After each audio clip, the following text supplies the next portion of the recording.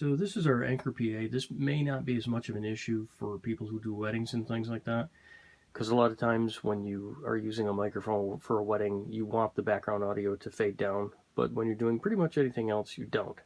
So if you're a wedding DJ, this is not the video for you.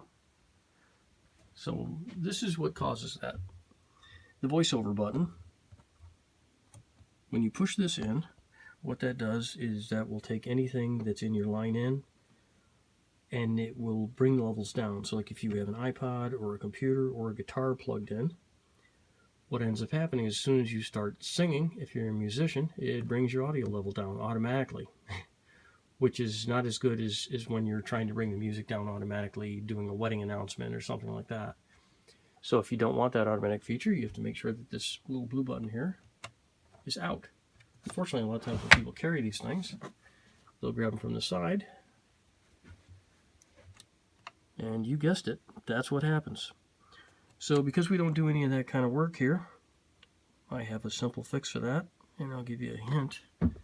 It's the same fix that I used on the microphone, because the wireless mic had a knob up there just like this knob here, and unfortunately people would think this is the volume, they'd keep adjusting it.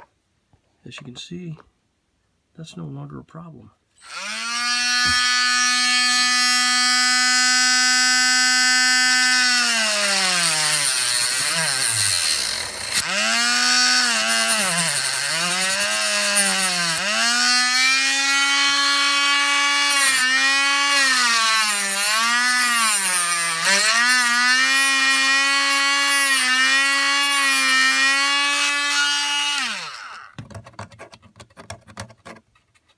Okay, and that's completely flush now.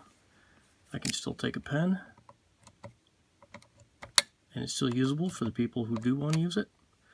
But for the people who don't want to use it and who might accidentally hit this, it's now no longer an issue. A little bit of a backwoods fix, but that's what works for me.